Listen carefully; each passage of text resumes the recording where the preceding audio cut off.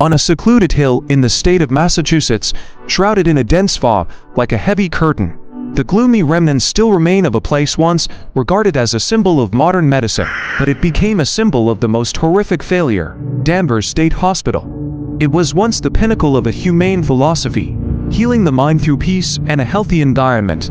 But then, those walls became a prison for souls. A place that once sparked hope, now nothing more than the ashes of suffocated screams. You can unmistakably feel the eerie atmosphere as you approach Danvers, a sudden chill for no apparent reason, a sensation of being watched even though no one is around. It is called the House on the Hill not just because of its geographical location, but because it stands as a scar on the collective memory. A place where the past has never truly rested in peace. Today, we will embark on a journey to explore that haunting, dark, and chilling legacy. This journey is not just about what the eye can see, but also about what still echoes within the crumbling walls of whispers of souls left unheard. When the first bricks were laid on the barren ground of Danvers in 1874, people placed their hopes in what was believed to be the ideal model of a hospital. Danvers was designed in the Kirkbride style. The design was vast, with its red brick Gothic Revival architecture standing out starkly against the surrounding forest. From above, the hospital resembled a giant bat sprawled across the forest, a sight both majestic and ominous, like a prophecy cast in stone. The vast, winding corridors of this place followed the Kirkbride plan, a model that promised healing through structure, isolation, and the illusion of order. With natural light streaming in, continuous airflow throughout, and ideal spacing meant to foster spiritual and mental healing. The original design, intended for 500 people, had long been exceeded, forcing the use of attic spaces and makeshift dormitories. By the 1930s and 1940s, the hospital was housing over 2,000 patients, so many that they spilled into the basements and storage rooms, places never meant for living. The wards grew louder, staff struggled to maintain order.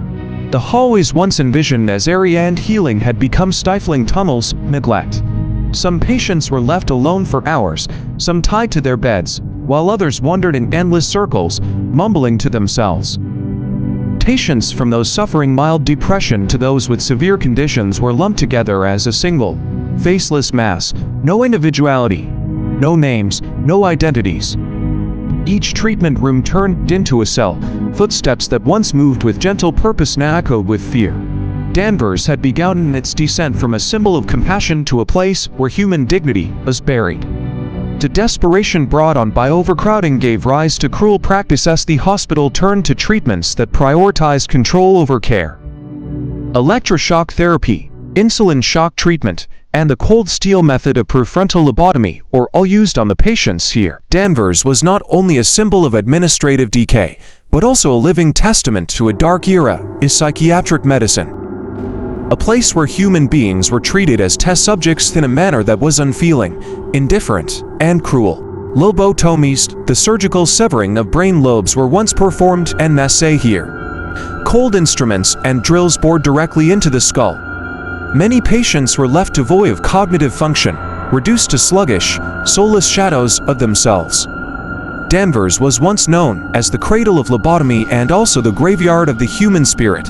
Shock therapy electroconvulsive treatment was used not only on the violent, but even on those suffering merely from depression. Pain surged through the body, blinding flashes exploded in the mind, and memories sometimes never returned.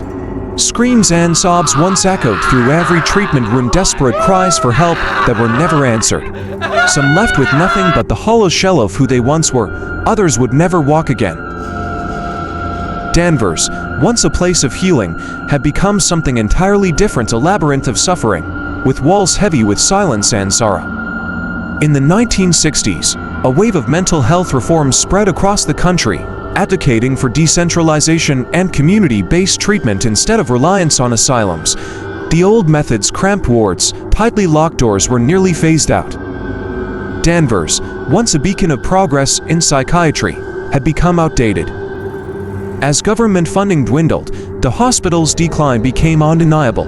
By 1969, all departments had shut down, their doors left to gather dust. By 1985, most of the original hospital had been abandoned, with windows wide open like hollow, empty eye sockets. The asylum decayed, its walls sinking into silence and ruin.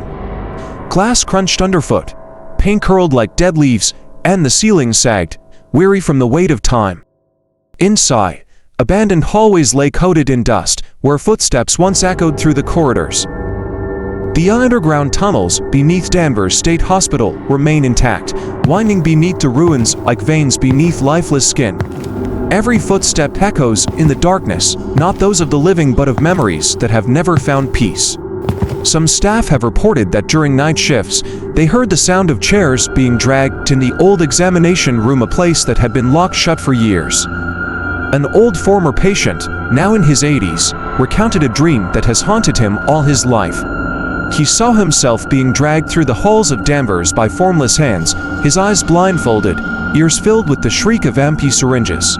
When he woke, his hands still bore bruised marks as if someone had just gripped them tightly. Security cameras installed by an investigation team during a stormy night captured a video that defies explanation. A white figure glided down the hallway, tall, thin, and headless. When played in slow motion, the figure cast no shadow, it glided, not walked. DVP captured in the storage basement, the sound of a child's fragmented laughter, followed by a whisper in ancient Latin. No one was able to fully decipher it, but the recurring phrase was understood to mean, "We are not gone." Some even swore they had seen a doctor in a white lab coat, still holding a clipboard, walking down the hallway. Residents of Avalon Danvers apartments tell of flickering lights, unexplained whisperings, and a feeling of being constantly watched.